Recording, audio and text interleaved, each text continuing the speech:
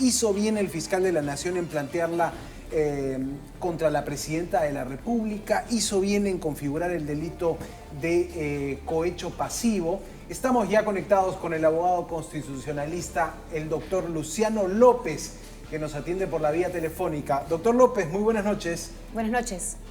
Muy buenas noches, gracias por la invitación. ¿Qué le ha parecido, doctor, este primer acuso de recibo que ha hecho el Premier cuando ha dicho: esto es una persecución, es intolerable que la Fiscalía vaya al ataque, vaya contra la presidenta? Bueno, lamentablemente veo que los ministros están dejando de lado su labor ministerial para convertirse en abogados de parte de la presidenta. Lo digo porque justamente también escuché las declaraciones del ministro de Justicia que ustedes también han reproducido hace unos minutos, y la verdad que el ministro de Justicia al parecer olvida de que la ex fiscal de la Nación, la señora Patricia Benavides, en noviembre del año 2022 presentó una denuncia contra el entonces en funciones presidente Pedro Castillo por delito de organización criminal y una serie de delitos de corrupción de funcionarios contra él y su señor, recuerdo, el ministro Heiner Alvarado, si no me equivoco, por los casos de Puente Tarata. Y la doctora Benavides, en ese momento fiscal de la Nación, no solamente presentó la denuncia después de formalizar la investigación preparatoria, sino que además pidió la aplicación de la Convención de las Naciones Unidas contra la Corrupción, que forma parte de nuestro derecho nacional. Y es más, el Parlamento Nacional, es decir, la Subcomisión de Acusaciones Constitucionales, emitió un informe de calificación admitiendo a trámite la denuncia, lo cual significa un antecedente parlamentario, el único por el cual el propio Congreso de la República habría aceptado una denuncia de un fiscal de la Nación contra un presidente en funciones, nada más y nada menos que por delitos de corrupción. Entonces, aterrizo, si el ministro de Justicia dice que el fiscal Villena ha prevaricado, entonces tendría que también decir que ha prevaricado la señora Benavides en su momento. Quiere decir que si el señor ministro de Justicia dice que han cometido infracción a la Constitución, entonces los parlamentarios que están hoy en el Congreso de la República y que admitieron a trámite esa denuncia contra el señor Castillo, y que es un primer antecedente parlamentario incluso histórico, porque se admitió a trámite una denuncia constitucional contra un presidente en funciones por delitos de corrupción, entonces también cometieron infracción constitucional. Eso no se ha olvidado de mencionar el ministro de Justicia. Por eso es que lo que señalo, que a mí en lo particular me suena sumamente, bueno, ya creo que ya nadie debería ser una sorpresa de que los ministros han dejado de ser ministros para ser abogados de parte, ¿no? Y sobre todo, olvidarse de estos hechos tan recientes que están documentados como los que acabo de mencionar. Exacto, y también tendremos que traer aquí a reflexión el caso de Zoraida Ábalos. Recordemos que el Congreso inhabilita a la ex fiscal de la Nación, Zoraida Ábalos, porque abrió una investigación pero suspendió las acciones de investigación. Entonces, si es que en este caso mandan al archivo o desestiman esta denuncia constitucional presentada por el señor Juan Carlos Villena en contra de Dina Boluarte, se estarían disparando a los pies con la decisión de admitir la denuncia de Patricia Benavides y con el caso de Zoraida Ábalos en sí mismo. Sí, y no solamente tiene usted razón, sino que creo que yo agregaría que no solamente se disparan a los pies, sino a las 100, porque como les vuelvo a repetir, el caso de la doctora Benavides es mucho más patente, porque le vuelvo a repetir que al igual que como en el caso del señor Villena hoy, igual la señora Benavides terminó la investigación preliminar, formalizó la investigación preparatoria, tal cual lo ha hecho el señor Villena hoy con el caso Rolex, y entonces lo que hizo fue presentar la denuncia constitucional ante el Parlamento, tal cual lo ha hecho hoy el señor Villena. La diferencia, y por eso es que le digo que eso ya es un disparo a la silla, ni siquiera a los pies, es que el Parlamento, la Subcomisión de Acusaciones Constitucionales, admitió a trámite la denuncia de la señora Benavides, lo cual tendría que ahora ver la subcomisión si va a seguir el antecedente parlamentario del caso Benavides relacionado a un presidente en funciones por delitos de corrupción. porque ahí los parlamentarios ahí sí nos hicieron para nada, no nos hicieron para nada ascos de decir entonces de que no era aplicable la Convención de las Naciones Unidas contra la Corrupción, y la aplicaron, y admitieron a trámite la denuncia.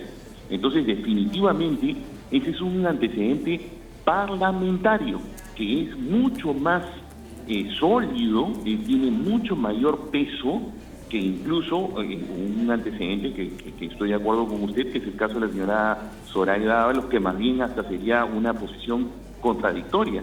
Pero lo que pasó con el señor Castillo y que la propia Subcomisión de Acusaciones Constitucionales aceptó la denuncia de una fiscal de la Nación por delitos de corrupción, es un precedente que no se puede borrar, y encima es de este Parlamento, del actual.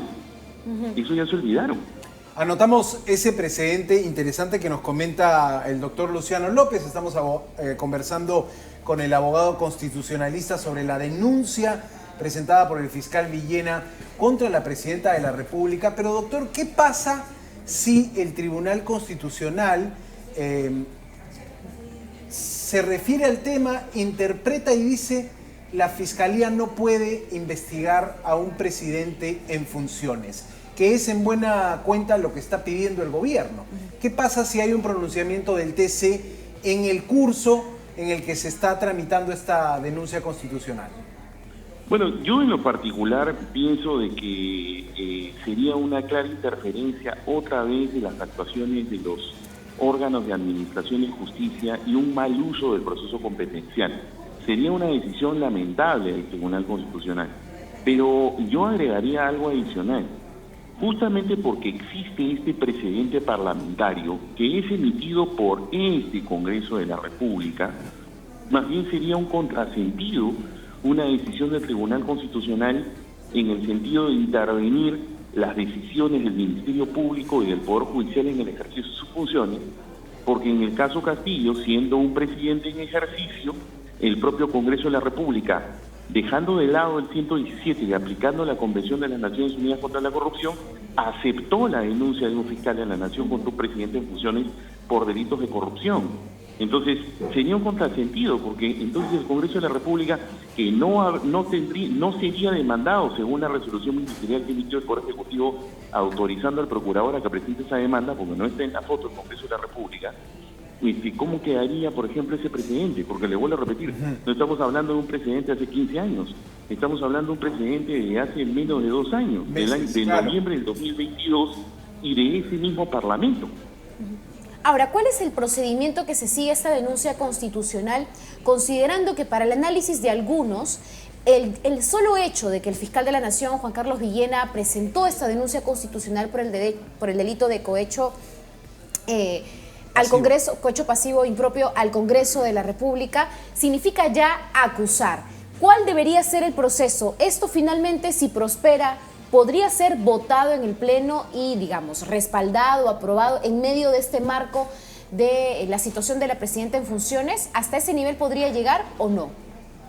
La respuesta se la doy con base al mismo precedente parlamentario anterior, por eso le digo que el precedente es medular, porque tal cual sucedió en esa oportunidad, la Subcomisión de Acusaciones Constitucionales podría seguir el mismo criterio que se adoptó con el caso Castillo, que estaba en funciones presidenciales, porque eso fue en noviembre del 2022. Recuerde que Castillo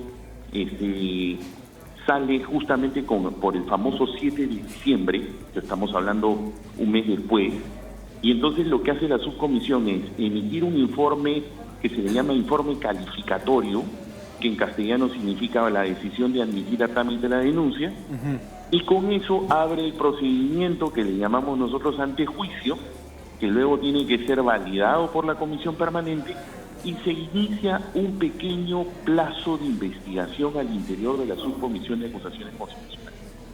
Si luego sigue todo su trámite, que es de la comisión permanente, y luego debatirse en el Pleno y se aprueba, en realidad en ese momento sí se va a tener que aplicar lo que dice el 117, porque el 117 lo que dice es de que el presidente no puede ser acusado, y quien tiene que más bien formalizar la acusación para que pueda continuar el trámite es el Pleno del Congreso de la República. Ahí es donde creo que se generaría un nuevo debate sobre la aplicación del 117, pero al menos, por eso le decía que es tan importante el precedente parlamentario del caso de Pedro Castillo. Ahora, porque cuando menos el procedimiento parlamentario ante juicio podría seguir, porque así se hizo con Castillo, que estaba en funciones. Ahora, doctor López, hablamos también de un foro político como el Congreso, que bien podría respaldar a la presidenta y declarar improcedente la denuncia constitucional. Pero, ¿qué opina cuando escucha el argumento de los ministros, también argumentos esbozados, defendiendo un poco a la presidenta, cuando los ministros dicen: a Toledo no se le investigó en funciones, a García no se le investigó en funciones, a Humala tampoco se lo investigó en funciones y mucho menos se le presentó denuncia constitucional? ¿Qué opina sobre estos argumentos que Palacio pone a su favor, intentando bloquear toda investigación a la presidenta? Lo que dije anteriormente, que han dejado de ser ministros para ser abogados de parte, porque lo que yo le estoy mencionando reiteradamente con el presidente parlamentario del señor Castillo es algo que más bien ellos se han olvidado. Lo que es peor es que su memoria es bastante frágil, ¿no? Porque yo les estoy hablando de una denuncia de noviembre del 2022 y una decisión del Parlamento de abrir la denuncia contra un presidente en funciones de noviembre del 2022, aplicando la Convención de las Naciones Unidas contra la Corrupción. O sea, los ministros se olvidaron de eso. O sea, por eso que le decía, es algo bien risible, por decirlo menos, y que evidencia que los ministros han dejado el fajín para ponerse la medalla al colegio de abogados. Ahora, para el ministro Gustavo Adriancén, lo que ha significado la presentación de esta denuncia constitucional es una persecución fiscal que no tiene, digamos, nuevamente amparándose en la figura de antes de Castillo, no se daban ese tipo de investigaciones. ¿Usted cree que con el actuar de la Fiscalía, con lo que ha significado el allanamiento de la casa de la presidenta, con la forma en la que ingresaron, rompiendo la chapa de la casa de la presidenta, son signos que podrían, digamos, uno decir con la vehemencia con la que ha dicho el señor Gustavo Adriancén que existe una persecución contra la presidenta? En mi opinión, no, porque todos han actuado en ejercicio regular de sus funciones. Para empezar, cada una de esas situaciones han sido validadas por el Poder Judicial. La Fiscalía no ha actuado motu propio.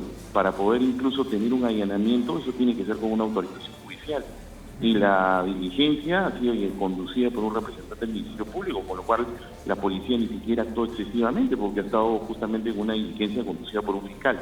Por eso le digo, la verdad que son argumentos para mí bastante fofos, bastante frágiles, porque más bien, si tuviese sentido lógico y jurídico lo que dicen los ministros, entonces tendríamos que decir que Pedro Castillo tenía razón.